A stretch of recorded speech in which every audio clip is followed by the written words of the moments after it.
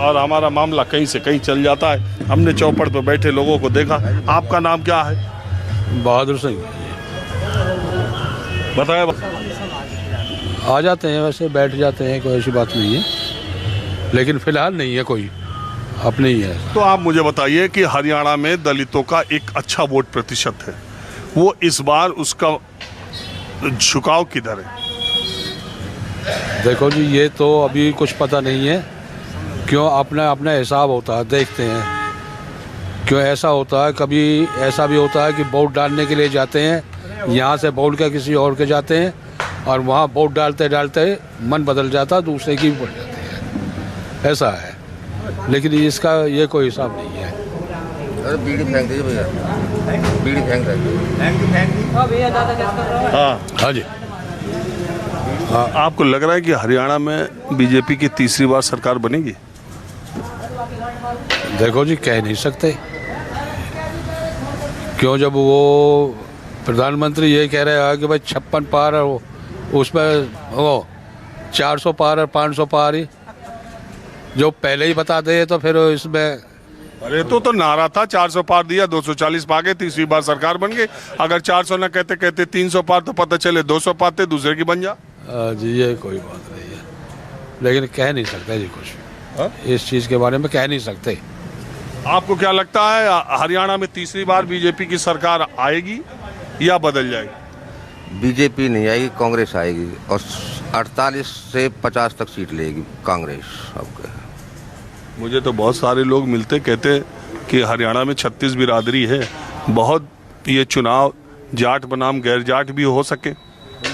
हमारे यहाँ जो है ना, हमारे यहाँ 4 गुजर खड़े हुए हैं, और हमारा जो तिगाम क्षेत्र में गुजर ही हैं ज़्यादातर, तो वोट 4 जगह बटेंगे।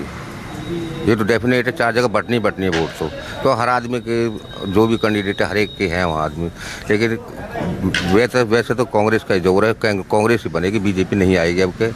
और जो बता रहे ना भाई साहब, बता रहे कि हमें महेंद्र प्रताप के इतना दुख है बहुत ज़्यादा, क्योंकि 6.5 लाख वोट आई थी उसकी, और दलित समाज ने और वाल्मीकि ने चुन चुन के वोट दिए उसको, लेकिन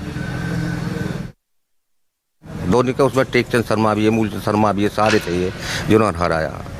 मेरा दोस्त अब इसका जुनहरा का पंडित है, तो वो कह रहा था कि भाई ऐसा कि हम महेंद्र प्रताप को वोट देंगे, लेकिन वहाँ बाद में आया, कहने लगा भैया टेकचंद शर्मा मूलचंद शर्मा आ गए, अब वो बदल गए हमें। जो क्योंकि महेंद्र प्रताप 21 साल की उम्र ही लास्ट चांस था उसका, अब के बन जाता तो वो होता, लेकिन उसके दिमाग अभी भी है कि दलित समाज ने मुझे एक वोट दी है, तो कांग्रेस ही आएगी, बीजेपी के तुम खिलाफ है बिल्कुल ही। अच्छा छोड़िए, मैं ये मायावती के बारे में, उनकी पार्टी फिर लड़ रही है। मैं तो ऐसे रुका, आप लोग यहाँ बैठे थे, चौपड़ देखा तो मैं शुरू हो गया, मुझे तो मालूम नहीं था कि कौन लोग कहाँ से बैठे हैं। लेकिन चूंकि आकाश आनंद कल परसों से बहुत हरियाणा में सक्रिय है, मेरा ये जानने का और मानने का हमेशा ये रहता है कि देश के दलितों के दिमाग में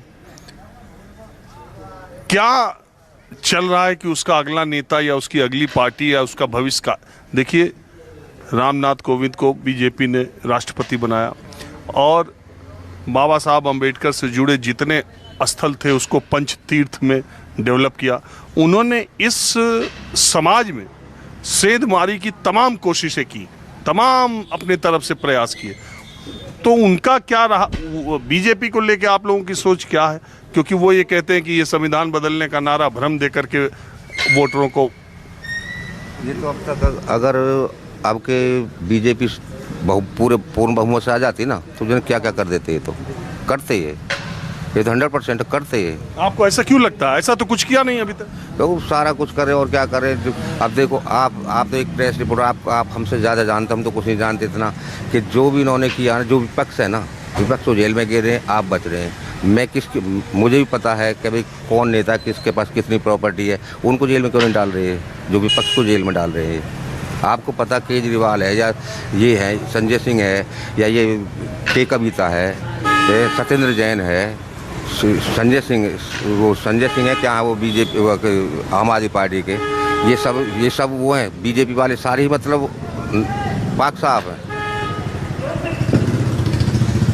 बीजेपी वाले पाक साफ यही है, सब भ्रष्टाचारी, और कोई है नहीं बीजेपी में भ्रष्टाचारी नहीं है।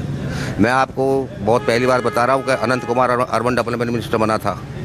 अनंत कुमार अर्बन डेवलपमेंट मिनिस्टर बना था बीजेपी का, अटल बिहारी जी के उसमें, और उसने एक वहाँ से 1500 करोड़ रुपये एक दिन में सैंक्शन करा लिया था। 1500 करोड़ रुपये सैंक्शन करा लिए थे अनंत कुमार ने। वो तो शुक्र है कि सैंक्शन हुआ था, रिलीज नहीं हुआ। अगर रिलीज हो जाता ना। चलो अनंत कुमार जी इस दुनिया में नहीं है। मैं ये आपको ये केवल यही वजह से कि विपक्ष के नेताओं को जेल में डाल होता है हमारा। हमने राजेश नागर को पिछली बार वोट दिए थे, हमने बनाया था भाई। हमारे जो आसपास के गाँव का कभी भी एमएलए नहीं बना। हमारे ये क्या नाम उनका, जेपी नागर को भी कई बार टिकट मिला। राजेश नागर कहाँ के? तिगाम के हैं। अब अभी हैं विधायक नहीं? हाँ, गाँव ही तो बनाए विधायक। अच्छा, आपके गांव में क्या क्या है? बीडीओ का भी मेरी बात सुनोगे तभी तो बताऊंगा ना आपको कि जेपी नागर को कितनी बार टिकट मिला, नहीं बन पाए। हमने सोचा यार इतना बड़ा गांव है हमारा तिगाम, बुआपुर के बन जाते हैं और जगह के बन जाते हैं, हमारे गांव कौन बना, इनको विधायक बना दिया। अपने गांव की सफाई नहीं इन पर। आप देखो यहाँ का निकल के जाओगे आपको पता लगेगा, अड्डे पर जाओगे ना आपको पता लग जाएगा। अपने गाँव की सफाई नहीं तो क्या करेगा। उधर आप पल्ली साइड में चले जाओ, रोहतक साइड में चले जाओ, जो भी एमपी एमएलए बनेगा वहाँ देखो सारा काम ठीक मिलेगा। यहाँ का कोई पता ही नहीं। तो वो तो कहते हैं, कांग्रेस वाले भी कहते हैं कि जब हुड्डा बनते हैं तो रोहतक झज्जर उधर ही देखते हैं, दक्षिण हरियाणा देखते नहीं। उधर के देखते हैं, मुख्यमंत्री वहाँ का होता ना तो वो तो देखेंगे वहाँ का। हमारे यहाँ का मुख्यमंत्री बना ही नहीं, कोई ना बनाएंगे। हाँ जी, आप बताओ किसकी सरकार आने का आपको लग रहा? आपके कांग्रेस की सरकार आती है। कांग्रेस आप कांग्रेस ही बैठे हो क्या? बदलाव है आपको, बदलाव है। तीनों की रहेगी टक्कर, 3 की है, ललित नागर और राजेश नागर और रोहित नागर। हाँ जी, अब आप